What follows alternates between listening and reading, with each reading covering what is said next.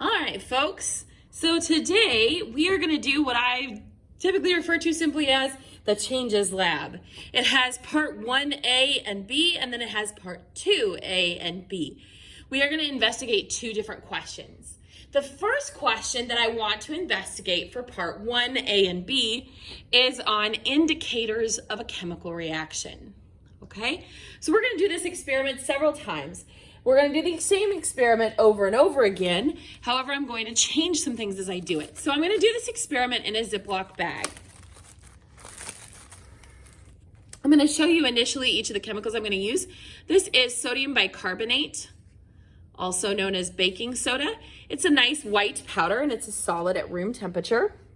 I'm going to put 1 scoop of my sodium bicarbonate into my Ziploc bag.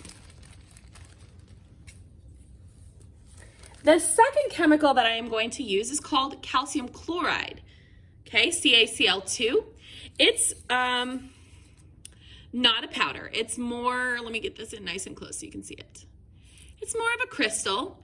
And what's fun about this is it's extremely hydrophilic, which means water loving. If I were to leave this cup just sitting out here in my classroom, it would actually absorb the water from the air and it would end up being wet by the end of the day. They sell this commercially as a substance called Red, and people use it in their homes and in libraries to dry out spaces that have been exposed to too much moisture so that it keeps things like books from getting mildewy. All right, so I put 2 scoops of my calcium chloride into my Ziploc bag, and I'm just going to kind of give it a little mix with my fingers to get the two chemicals mixed together. Now, you'll notice that as I've mixed the two together, nothing's really happened at all. The third chemical that I'm going to use is a substance called Phenol Red. Okay, this is an indicator that we will often use when working with acids and bases to tell us whether something is acidic or basic. Okay, and what I'm going to do with this is I'm going to actually just fill a pipette full of the Phenol Red. I don't want this to release until I'm ready, so I'm going to just stick the whole pipette into my baggie. I'm going to get my excess air out and seal it up really, really good. Okay. Then I'm going to take my pipette with Phenol Red and I'm going to very carefully release all of the Phenol Red into my baggie, and I'm going to mix it with my chemicals. And I want you to write down your observations of what you see happening here. I'm going to tell you immediately it started to feel really cold. So there was definitely a change in temperature where I felt it turn cold.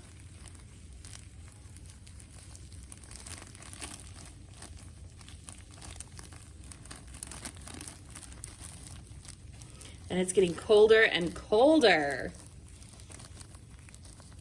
So the longer the reaction goes on, the colder the baggie is starting to feel.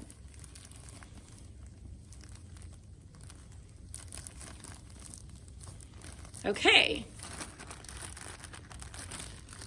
So, and if you look, it looks like the baggie has filled up with a little bit of some kind of gas. Okay. And we had lots of little pretty bubbles that were created. All right. So, go ahead and write down your observations for part 1A.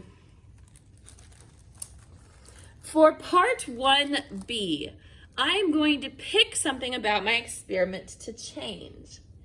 In this case, now if we were doing this in class, I would give you an option of what you wanted to change. But since I sort of have to decide, I'm going to opt for leaving out the baking soda completely. I'm going to see what happens if I just put some calcium chloride into my baggie.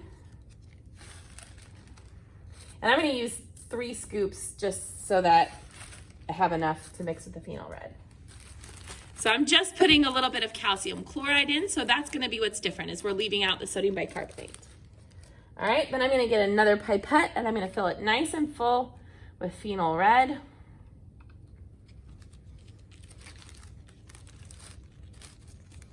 I'm going to let all the air out of my bag, and then I'm going to zip it up. Okay. I'm going to go ahead and release the Phenol Red from the pipette.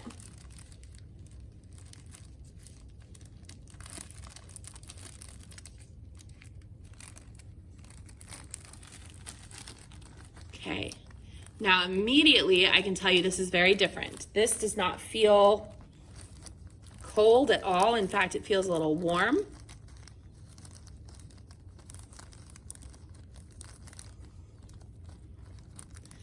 And I'm not getting the bubbles like I had last time. This is just turning sort of a orange color.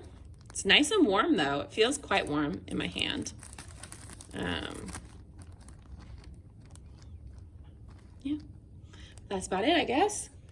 All right, so that was leaving out the sodium bicarbonate. So I'm gonna do part 1B again, but this time I'm gonna leave out the calcium chloride and see how that affects it. So this time I'm gonna put a couple of scoops of just baking soda in here. Okay. And then I'm gonna add my Phenol Red.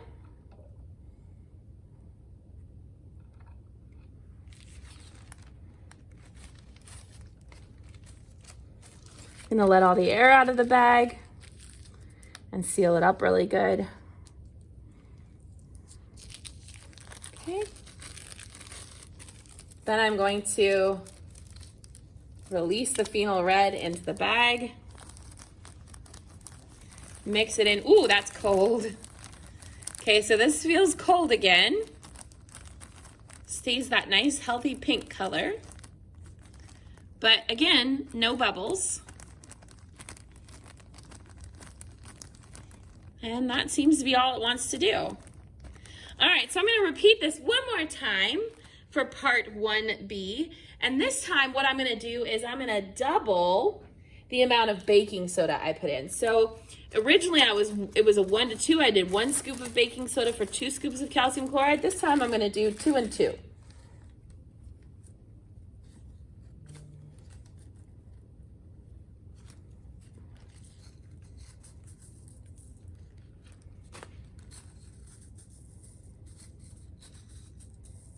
So for this one, what I did differently was that I doubled the baking soda. Okay, I'm gonna get another pipette full of my Phenol Red solution. Put it in my baggie and seal that up. Okay, so now I'm going to very carefully release the Phenol Red solution into my bag. Ooh, there are the bubbles again. We got our bubbles back. And again, it feels nice and cold. This one feels cold.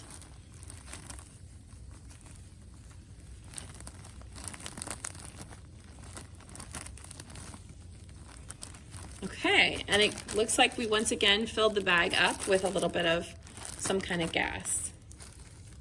All right. So that is the end of part 1A and B. For part B on your data table, you may choose any of the 3 different options that I did to describe, either leaving out the baking soda, leaving out the calcium chloride, or doubling the baking soda. You can pick any of those 3 to describe for part B. So now I'm gonna start on part 2, okay? And the question we're gonna investigate here is different, okay?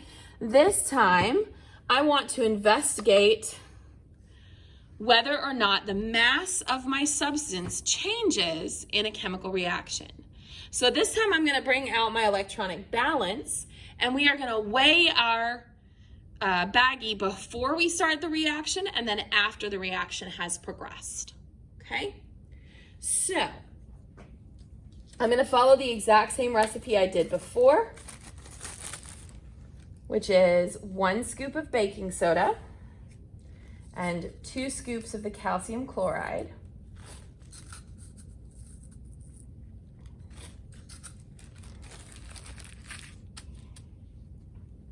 I'm gonna get a pipette and fill it with Phenol Red solution.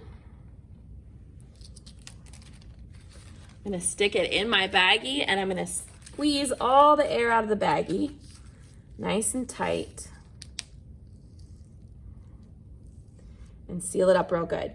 Now, for the sake of this one, I'm actually gonna double baggie this because I have discovered that The Ziploc bags tend to leak a little bit. In fact, on one of the ones earlier, I got some of the chemicals on my hands because it leaked into my hand. So I'm gonna double baggie this before I weigh it. All right, so haven't started the experiment yet, but I'm going to get the entire Ziploc bag, make sure it's not hanging off at all, and I'm going to put it on my balance. Let's record the mass before the reaction of 14.54 grams. 14.54 grams before the reaction. So now I'm going to go ahead and start the reaction. I'm going to squeeze my pipette to release the Phenol Red solution into the baggie, and I'm going to let the reaction proceed.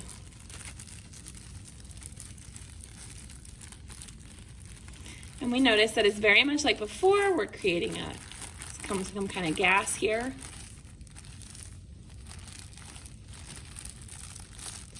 And it's getting cold again. Ooh, it's kind of gone foamy almost. Like there's almost no liquid left. It looks, can you hear it?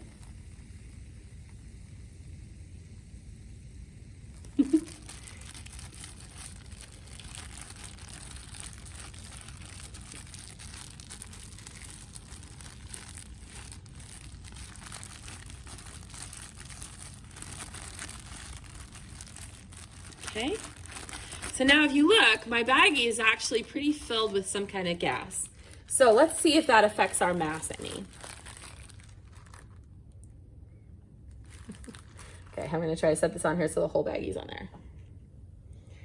Okay, so go ahead and record your final mass of 14.28 grams. So it looks like we may have had a little bit of the gas that escaped out of the baggie, but for the most part, the mass stayed pretty constant. It did not change very much.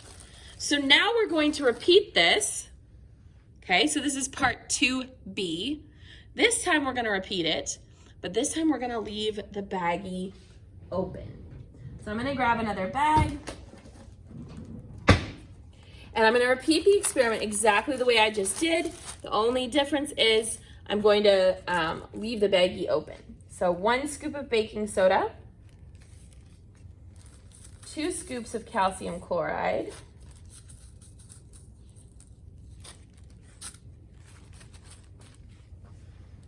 full pipette of Phenol Red,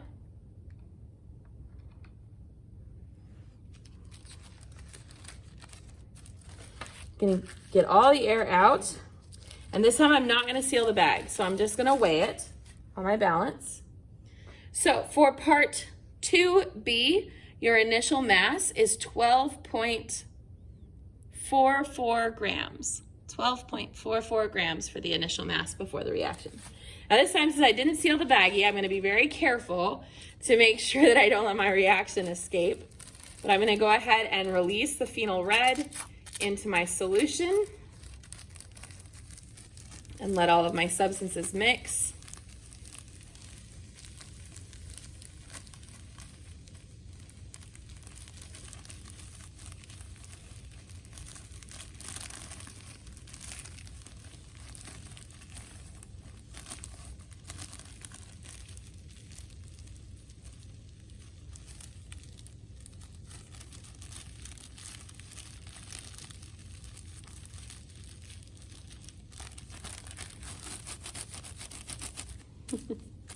It's so foamy. You hear it? Can you hear it?